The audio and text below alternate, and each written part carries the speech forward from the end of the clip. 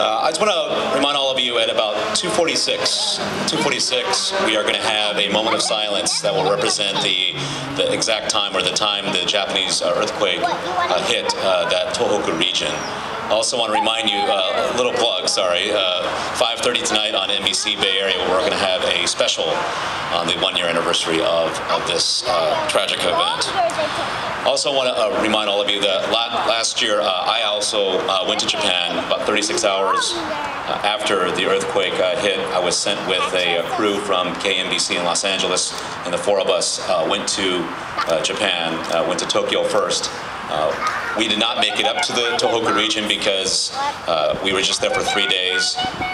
By the second day, the reactors in Fukushima were reacting with the radiation, and our management here was very concerned about our welfare and safety. So as we were making our way to Tokyo Station to take a train up to that area, we were told to stop. I can tell you though, on that day we were at Tokyo train station, there were many, many people leaving Tokyo. At that point there was fear and concern that this radiation cloud would drift southward to the Tokyo area. We interviewed a lot of people who were leaving because they did not want to be exposed to any potential or possible radiation. There was definite fear, and when we did talk with them, they said they were going to other parts of Japan, the western part of Japan. Some were leaving the country entirely, and many of them told us they didn't know at that point when they would be coming back. That first weekend after the earthquake hit, on Japanese TV, it was 24/7, as you can imagine. If the Japanese people didn't show it outwardly, inside, a lot of them told us that they were really scared. A lot of them have friends and family in that area and were not able to reach them.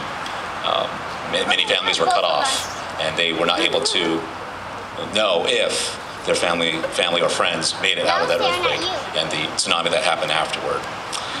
We're pleased to have the Japanese American Religious Federation of San Francisco conduct our community interfaith remembrance, and I would like to introduce the members of this federation if they are available and ready.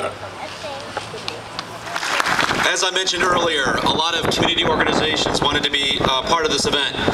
Now I'd like to thank all of the supporting organizations.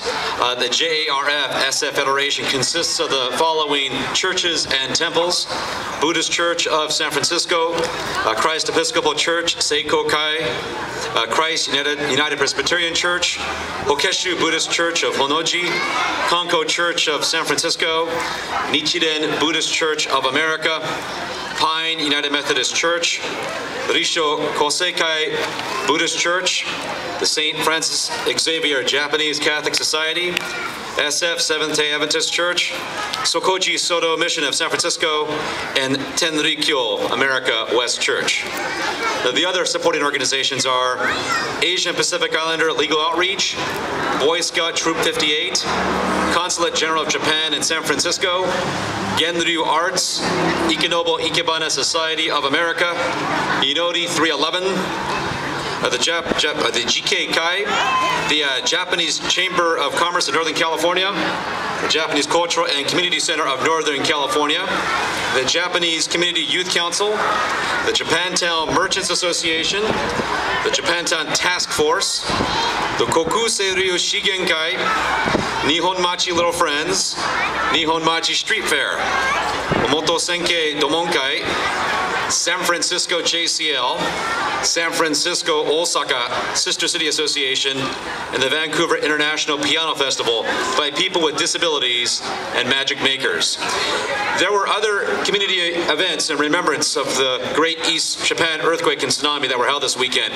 Yesterday, Tatsumaki Taiko performed at the Berkeley Bowl, and Inori 311 Project held a candlelight vigil and bell ringing ceremony in the Peace Plaza. Earlier today, Omote Senke Domonkai had a demonstration of the Japanese tea ceremony, and the Vancouver International Piano Festival conducted a musical performance by people with disabilities. Today, Inori 311 Project performed live calligraphy by Aoi Yamaguchi, and they will have artwork for sale with proceeds for NJERF. As you can see over there, the GKK set up a wish tree.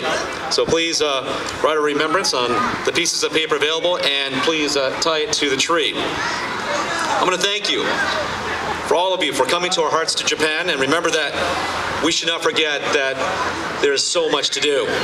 And if you would like more information on how you can support the people of Japan, please visit the Northern Japan Earthquake Relief Fund booth. And the booth is over there. I'd also like to thank Sound Innovations, Gordon and Wayne Leong, for providing the sound so you could hear all of us. Please give them a round of applause. On behalf of all the organizers and the sponsors and supporters, I'm George Kiriyama from NBC Bay Area News, wishing all of you a good evening. Thank you.